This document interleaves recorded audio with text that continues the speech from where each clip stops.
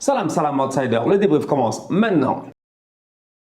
L'Algérie fait 0-0 face à la Sierra Leone pour son premier match de la Coupe d'Afrique des Nations. Les Algériens sont champions en titre. Les Algériens sont invaincus depuis 35 matchs. Les Algériens, on va être très sérieux. Ils ont l'habitude de voyager à travers l'Afrique et de gagner des rencontres. Cette équipe nationale d'Algérie là, aujourd'hui, elle est arrivée face à la Sierra Leone. Elle a galéré. Et en réalité, on va être très sérieux. J'ai même envie de dire, elle n'a pas réellement galéré. Elle a juste manqué de précision. Elle a juste manqué de finition. Elle a juste manqué de capacité à pouvoir mettre le ballon dans les buts. Le gardien de la Sierra Leone a été excellent, on reviendra là-dessus. Mais là où moi j'ai un problème aujourd'hui, c'est quand je vois la réaction de certains supporters.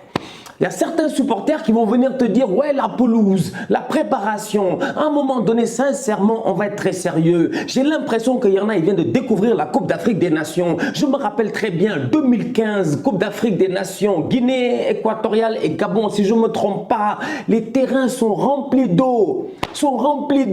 Tu vois les gars avec des raclettes, frérot, en train d'essayer de sortir l'eau. Mais c'est ça l'Afrique. Les conditions sont différentes. En toute honnêteté, on a l'habitude toute la saison de regarder les grands clubs européens. On voit même pas des pelouses, on voit des tapis de billard. Aujourd'hui, quand tu arrives en Afrique, les réalités sont différentes. Le climat est différent. Donc du coup, qu'est-ce qu'on fait? On s'adapte. Donc quand je vois certains supporters algériens se fâcher, se frustrer, j'ai envie de leur dire, mais qu'est-ce qui se passe franchement? Buvez de l'eau, calmez-vous en toute honnêteté. Parce que je ne sais pas pourquoi vous êtes fâchés, pourquoi vous êtes frustrés. Votre équipe nationale, elle a à mon humble avis bien joué. Maintenant que certains joueurs entre eux sur le terrain se soit frictionné. C'est des choses qui arrivent. Que Mahrez se fâche contre Slimani. C'est des choses qui arrivent. Que Mahrez demande le ballon, on ne lui donne pas. Bon, ils n'ont qu'à régler ça entre eux. Mais à un moment donné, il ne faut pas venir mettre tout le blâme sur l'organisation. Je les vois mettre le blâme sur l'organisation en disant que ouais, il ne fallait pas donner l'organisation à un pays qui ne s'est pas organisé. Je suis désolé, mais les Camerounais, depuis le début de la compétition, à mon humble avis, ils sont en train de se gérer au maximum de leur capacité. Le terrain de Douala, on a tous vu qu'il n'était pas bon. On a tous vu qu'il n'était pas bon. Mais est-ce que c'est la première fois qu'une nation africaine va jouer quelque part et le terrain n'est pas bon? Sincèrement, dites-le moi. Si c'est la première fois que ça arrive, eh ben donc du coup, jetez-moi la première pierre. C'est pas la première fois que ça arrive. On est dans des conditions qui sont compliquées. Il y a des endroits où c'est humide, il y a des endroits où c'est sec, il y a des endroits où il pleut, il y a des endroits où il pleut pas. Donc du coup, tout ça pris en considération, pour moi, ne doit pas vous empêcher de venir et de sortir une bonne performance. Les Algériens aujourd'hui, ils se sont créés énormément d'occasions. Ils se sont créés des occasions comment? C'est pas sur le même gazon qu'ils se sont créés ces occasions-là, franchement. Ils se sont qualifiés en Coupe du Monde comment? C'est pas sur ces mêmes gazons-là qu'ils se sont qualifiés en Coupe du Monde. L'Algérie va jouer des matchs dans des endroits en Afrique super compliqués que je ne connais même pas et ils arrivent à sortir là-bas des scores 5-0, 6-0. Aujourd'hui, ils arrivent, premier match de la compétition, ils galèrent face à une très bonne équipe, vaillante équipe de Sierra Leone et ça cherche des excuses à gauche et à droite. Franchement, je suis désolé, mais j'ai envie de dire à ces supporters-là de se gérer. À mon humble avis, en tant que champion d'Afrique en titre, ce reality check-là, ce réveil-là, ce match nul 0-0, c'est la meilleure chose qui soit arrivée à l'Algérie dans cette compétition-ci. Parce que l'Algérie est attendue. Tout le monde veut battre l'Algérie. Mais donc, du coup, sentez-vous heureux. Sentez-vous heureux, mais ne soyez pas là à trouver des excuses à gauche et à droite. Votre match, il est intéressant. Si le cousin, à la dernière occasion, il réussit à claquer une tête et qu'il croise sa tête, il y a but. Mais les gars, vous avez des occasions, vous frappez, vous ne marquez pas. C'est à cause du gazon? Non, sincèrement, toute honnêteté, arrêtons ces amalgames-là. Les Algériens sont venus avec un 11 type. Et en plus de ça, ils sont venus avec la confiance d'avoir gagné récemment la Coupe arabe. C'est une équipe nationale d'Algérie-là, malgré son 0-0 face à la Sierra Leone, j'en fais toujours un de mes favoris pour le titre. Parce qu'en termes de football, c'est une équipe qui est capable, je dis bien, d'être bluffante. Mais quand... Les reprises de volets ratées au point de penalty, là encore je ne comprends pas. C'est-à-dire qu'il y a tellement de ratés dans le football de l'Algérie aujourd'hui et je suis désolé, on ne peut pas me dire que c'est les conditions, le climat ou quoi que ce soit. Jamel Belmadi a été très honnête en conférence de presse. On lui a posé la question à savoir est-ce que l'hôtel il est bon. Il a dit l'hôtel ça va, c'est correct. Franchement, ils ne sont pas venus en vacances, c'est pas les Maldives. Je dis bien c'est pas les Maldives, on va être sérieux. C'est pas la Riviera, c'est pas les Almadies, c'est pas Times Square, c'est pas le 16e arrondissement, c'est le Mboa. On te l'a dit plusieurs fois, franchement, on est là au Cameroun, c'est des affaires de guerriers. Donc du coup, quand tu rentres sur le terrain, tu donnes tout ce que tu as et tu acceptes les conditions dans lesquelles tu joues. En toute honnêteté, je suis désolé. Aujourd'hui, je vois aussi des commentaires que je ne comprends pas. L'agressivité, la défense, mais... Léo Messi, quand on l'envoie jouer des matchs à 4000 mètres d'altitude en Amérique du Sud, c'est quoi ça? Franchement, ça ne fait pas partie du football. Léo Messi va jouer ici des matchs à 4000 mètres d'altitude. Je dis bien, les gars ont besoin de max à oxygène pour jouer au football. Chaque continent avec ses réalités. La Copa América, je vois des gens en train de dénigrer la CAN. Ouais, votre CAN, elle n'est pas intéressante. Le football par-ci, par-là, on va vous laisser avec votre trophée. Laissez-nous avec notre trophée.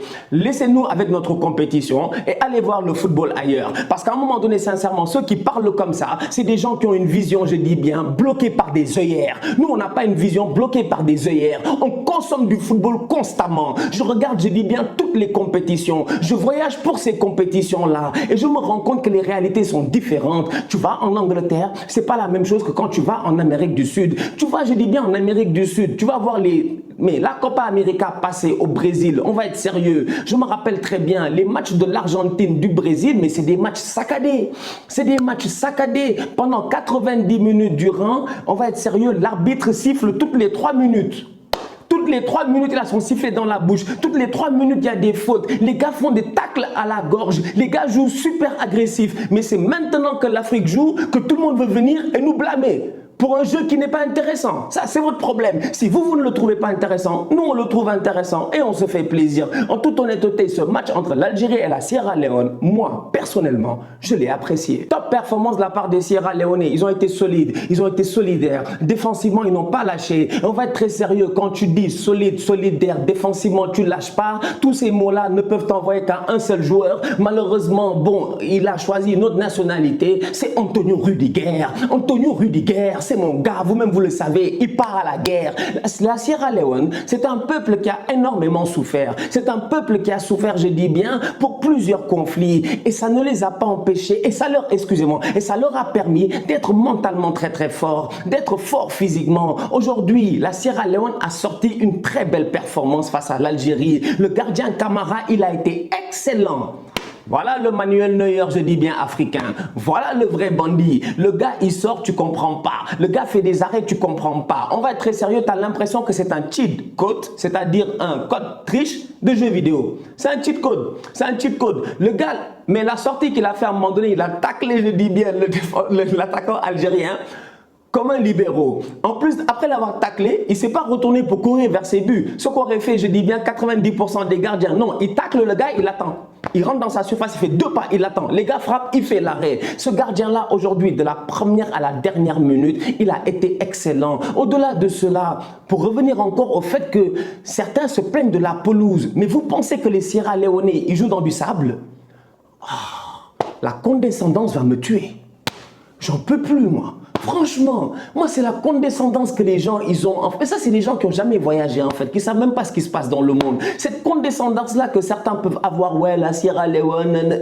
Non, non, les Sierra Leonais, c'est des gars qui jouent dans des grands championnats, ou du moins qui jouent dans des championnats où les conditions sont différentes qu'en Afrique. Kei Kamara, qu'on a eu à avoir l'occasion de voir aujourd'hui, c'est un gars qui joue en MLS. Franchement, je vois le gars, il vient à Montréal, il tape les Montréalais, je dis bien, excellent attaquant, très bon attaquant, un gars qui est solide, physiquement très bon en MLS. Mais ce Kei Kamara là aujourd'hui, vous pensez qu'au Canada ou aux États-Unis en MLS, il joue sur du sable?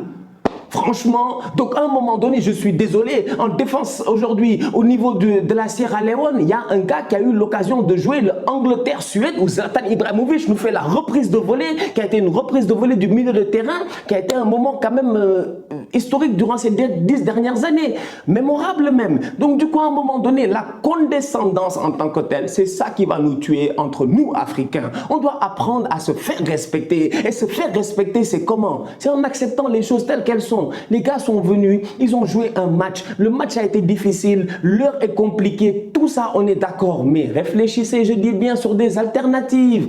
Demandez des pauses fraîcheurs. Je ne sais pas. Mais à un moment donné, venir et dire que non, la Sierra Leone, ils s'en sont sortis parce que le terrain n'était pas bon. Comme si la Sierra Leone, eux, tous les jours, ils jouent sur des terrains qui ne sont pas bons. C'est pas sérieux. Franchement, c'est pas sérieux. En fait, il y a des commentaires, moi, ça me fait mal. Parce que je me dis... Like, Entre Africains, on doit s'entraider, quoi, franchement. On doit s'entraider, on doit s'entraider. On n'est pas là pour se diminuer les uns des autres, sincèrement. Restons concentrés sur le football, restons concentrés sur notre compétition, mais ne soyons pas là à chercher des excuses fallacieuses, mec, franchement. Hey, ouais, non, non, je suis désolé. Les Sierra Leone, ils sont venus, ils ont joué sur leur force. La solidarité, ils ont joué sur leur force, le gardien de but, et au-delà de cela, ils ont essayé de jouer au football. Parce que je vous rappelle quand même que les Sierra Leone, si tu regardes bien, combien de fois les Algériens se sont créés des occasions sur des contres? Parce que les Sierra Leone, ils n'étaient pas là en bloc défensif, c'était pas Burnley. C'était pas des équipes en Liga qui viennent et que tout le match ils refusent de jouer. Les Sierra Leone, 1, 2, 3, ils essayaient de sortir à l'abordage, ça tentait. Oui, le problème, sincèrement, en toute honnêteté, bravo aux Sierra Leone pour la performance qu'ils ont sortie face aux champions d'Afrique et bravo encore à eux pour nous avoir montré que mentalement, ce n'est pas des tocards. Les Sierra Leone, ils étaient menés ici 4-0 face au Nigeria. Ils sont revenus 4-4. Il y en a, ils ne savent même pas.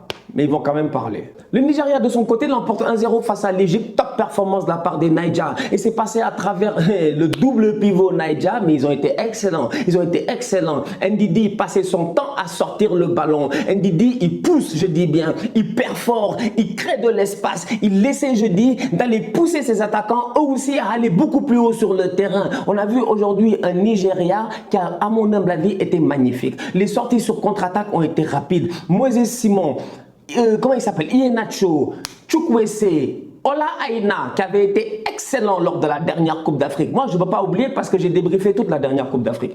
Comme je dis souvent, on consomme beaucoup de football, quoi. Le Nigeria, là, je me rappelle très bien. Ils ne sont pas des tocards. Ils ont perdu sur un coup franc de Riyad Mahrez à la 90 plus je ne sais pas combien de temps additionnel. Ce Nigeria-là, en tant que tel, à mon humble avis, ils ont un pion à jouer durant cette compétition-ci. Et là où moi, je suis encore plus impressionné, c'est dans la structure du football Naija. Parce qu'on va être sérieux, c'est là où tu vois que eux, c'est un grand pays de football. C'est un grand pays de football. Ils ont viré leur coach il n'y a même pas quelques semaines et tu as l'impression qu'il n'y a absolument rien qui a changé. La performance des Nigérians aujourd'hui, elle a été très cohérente. Moïse Simon sur le côté, il a failli tuer le latéral égyptien. Miskin à lui. Là mais Moïse Simon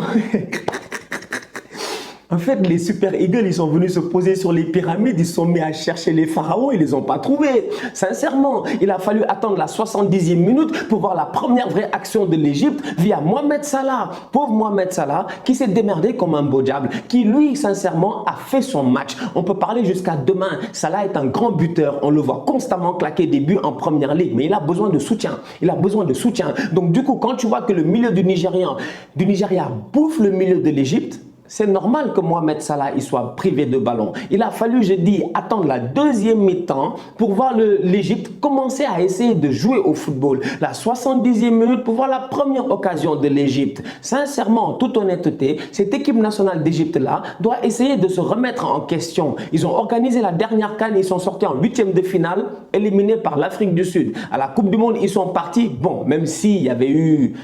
Il y en a qui ont oublié, hein, c'était quand Sergio Ramos a fait le hippon sur... Les fans du Real vont se fâcher. C'est quand Sergio Ramos avait pris Mohamed Salah et que Mohamed Salah était tombé, il s'était blessé à la main et tout. Ils sont partis à la Coupe du Monde, ils ont été obligés de jouer les 2 premiers matchs, je pense, sans Salah. Ça a été difficile. Bref, l'équipe nationale d'Égypte, c'est une équipe qui a du potentiel. C'est une équipe qui a dominé le football africain pendant des années et des années, sincèrement. Si le Cameroun, ils sont encore à 5 étoiles, c'est à cause, je dis bien, des Égyptiens. Les Égyptiens n'ont aucune pitié. Pendant des années, avec les Ahmed Hassan, les Ossam Hassan, les Abou Traïka, les... Comment ils s'appelle l'autre là, les El Hadari, ils sont venus et ils ont tapé tout le monde sans aucun problème. En ce moment, ils ont peut-être un des meilleurs joueurs au monde, mais malheureusement, autour de lui, il manque pas mal de personnes. Le Nigeria aurait pu gagner avec un score beaucoup plus sévère. Cependant, El Shanaoui a été excellent. Je dis bien, il a été excellent. Le gardien de l'Égypte, il est très bon. Il est très fort. Franchement, il est très fort. On le connaît très bien. La dernière CAN, il a été très bon. C'était même peut-être le meilleur élément de cette équipe-là lors de la dernière Coupe d'Afrique. Aujourd'hui, encore une fois, c'est lui qui sauve les Égyptiens d'une honte qui aurait été quand même terrible. Les Égyptiens, ils peuvent prendre 3-0. Peut-être c'est même pas un scandale parce que la manière à laquelle ils se sont fait bouger par les Naija, c'était juste extraordinaire. Top performance de la part de El Shanaoui. Haribo, pas les bonbons. Pas Haribo, c'est bon la vie, pour tout ça. Non. Je parle pas de ça. Haribo, on va être très sérieux. Mais quel joueur? Pas papa. J'ai dit Ndidi a fait un top match, non? Mais pourquoi Ndidi se permettait de monter, de se faire plaisir et tout ça? C'est parce que, en fait, les deux, ils arrivaient à se... comment on appelle, ils étaient complémentaires. Ils étaient juste complémentaires. Le milieu de terrain Nigeria a fait toute la différence. Tu as deux top milieux de terrain qui sont en forme. Tu as un Iheanacho qui la saison passée a fait la saison de sa vie. Iheanacho a été titulaire 16 fois la saison passée en première ligue. Il a mis 14 buts. Allez voir les statistiques, il n'a jamais fait ça. Il n'a jamais fait ça. Cette saison, encore une fois, il est excellent. Iheanacho est en train de vivre les meilleures années de sa vie. Alors que Iheanacho, à un moment donné, c'était un grand tocard, je dis bien. À un moment donné, j'ai dit c'était un grand tocard. Quand il a quitté Manchester City, on s'est dit il allait s'imposer à Leicester. Ça lui a pris tellement de temps pour s'imposer, mais les gars de Leicester n'ont jamais abandonné. Ils ont continué à croire en lui. Bravo à Brendan Rodgers. Et aujourd'hui, sincèrement, j'ai l'impression que le Nigeria commence à récupérer les fruits de cela. Iheanacho a été très bon. J'ai hâte de voir le reste de la compétition et de voir comment est-ce que ce Nigeria-là va faire. Parce que ce Nigeria-là, ils ont fini 3e de la dernière CAN, si je ne me trompe pas. Ils sont capables d'aller jusqu'en finale. La famille, on se capte très bientôt pour un nouveau débrief. D'ici là, attention au Nigeria. On continue à liker, on continue à partager. On s'abonne, on s'abonne, on s'abonne. On est ensemble, on reste en santé. Tous outsiders.